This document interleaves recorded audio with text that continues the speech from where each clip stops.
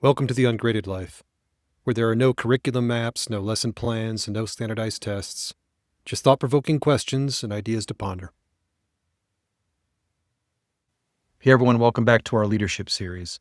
As I mentioned in our previous leadership video, our focus during the month of April is on perspective taking and inclusivity.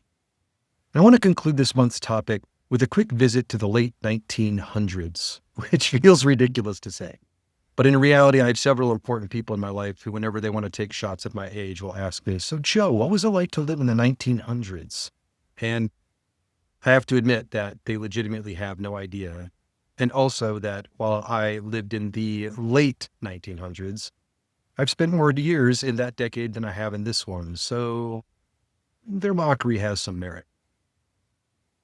Back to the late 1990s, the educational community had already started introducing new language regarding students with special needs. And when I was in high school, the buzzword that was floated around was mainstreaming, which was a way that schools defined how they would integrate students with special needs into the larger student population. But as I was earning my degree, the word inclusivity became popularized. Inclusion was considered a superior term and a superior theory for inviting students with unique learning styles into the broader learning community. It became a focused effort to reduce isolation and to enhance every student's emotional and social learning opportunities. Since then, as often happens with language, terminology, vernacular, the focus has expanded beyond students with special needs or disabilities to encompass an even greater appreciation for other differences and to push for equity where race, gender, neurodiversity, and socioeconomic status are concerned.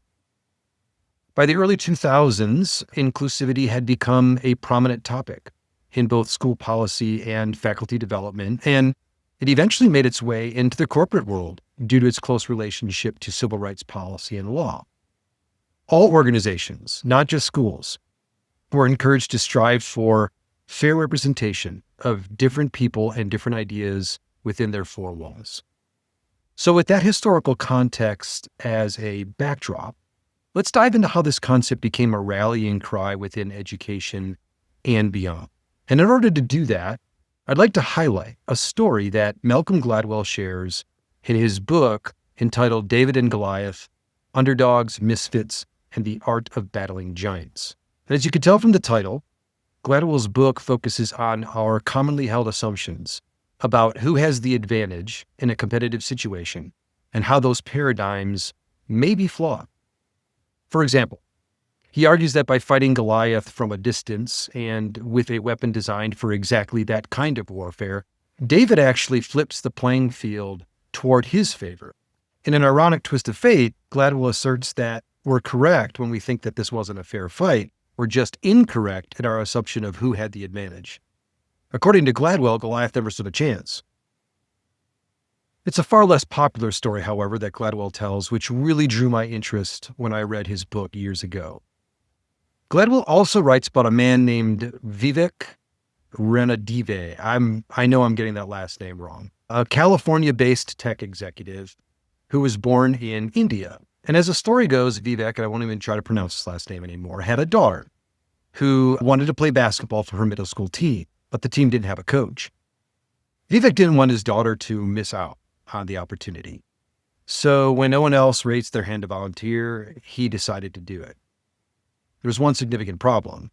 Having not grown up around the sport, he not only never played basketball, he really didn't know anything about it. And to make his dilemma even more challenging, it turns out neither did most of his players. At the first practice, even his untrained eye was able to determine that his team lacked size and skill. In fact, to his dismay, they struggled to perform even the most basic fundamentals, which wasn't a surprise because he was struggling to demonstrate those fundamentals for his team. So to Gladwell's point, clear underdogs in their league. But since we're discussing how our paradigms can prevent us from succeeding, we need to ask ourselves, how could Vivek's ignorance of basketball's unwritten norms become his advantage? Well, Because he knew so little about the sport, Vivek had to learn the rules. And as he studied the rules, one specific rule stood out to him above the rest. After a made basket, the defense must inbound the ball from the baseline within 10 seconds or forfeit the ball to the other team. Now, people just accept the reality of the ball coming back into play. In fact, if you think about it, every basketball game you've ever seen depends on that happening. So in this way, watching a basketball game is a lot like watching a tennis match, right? Just as the ball is moving side to side, teams are going back and forth, up and down the court, each taking their turn. It's the law of most major sports, that back and forth, that give and take. But Vivek looked at that rule very differently. If his team wasn't good at shooting, then they would always need to be close to their basket to score 80 points. And if his team wasn't good at dribbling or at passing or perhaps even running, then they could never be trusted to bring the ball up all the way into the front court. Logically, if his team ever got lucky enough to make a basket, it would be best for them to just try to get the ball back right there at that same spot again. And here was a rule designed to help them do just that. So, Coach Vivek dared to ask, why give the other team an opportunity to inbound the ball? Why not just keep the ball on that side of the court the entire time? Ironically, his perceived disadvantage of not knowing the game became an advantage because, unlike the other coaches, he's operating without the borders of any tradition or habit or previously forged assumptions. And look, I realize that the full court press isn't some radical, never seen before strategy. But what fascinates me about this story isn't so much the strategy as much as how Vivek arrived at it on his own. But also, Vivek took his winning strategy to extremes. He ran it 100% of the time. Now, I think it's hilarious that a coach who knew almost nothing about basketball was running a full court man-to-man denial press the entire game. Oh, and in middle school. Now, according to Gladwell, the team didn't just go from being laughable to being competitive. They became flat out dominant. They were advancing deep into tournaments. The story illustrates a core theme of Gladwell's book, which is that underdogs don't win because they've suddenly become talented or skilled. They win by changing the dynamics, by playing the game in a way that the other team is not prepared for. So allow me to distill what Coach Vivek accomplished down to a single word: disruption. On a micro level, he disrupted the other team's rhythm by applying pressure, causing turnovers. He also disrupted the expectation of outcomes by winning basketball games without any basketball players. But he also disrupted things on a macro scale. He disrupted the very aesthetics of the game by succeeding while he was also disregarding the game's fundamental skills. And we can even take it to a deeper level. He actually disrupted how we think about winning. For example, when discussing a middle school girls team that runs a full court, man-to-man denial press the entire game, we might ask ourselves, how do we feel about that old cliche, winning at all costs? Because I guarantee you that he and his team caught a lot of flack for approaching the game that way. But the counter question to that question might be, is this really winning at all costs? Or is it just a situation where a coach has a clear vision of his team's unconventional path to success? What would we prefer him to do instead? Try to not win? And another question this story forces us to consider is, how much more entangled do our emotions and feelings get when a person or a team's success very clearly comes at the expense of another? But these aren't the questions we're answering today in this video. And I think it's time for me to kind of connect this reflection to our leadership topic.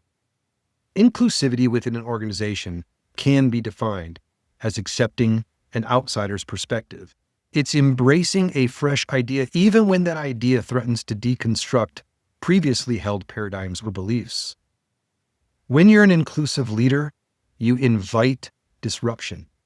And I realize that sounds counterintuitive, but without disruption, you'll never know how someone like Vivek could elevate your winning percentage.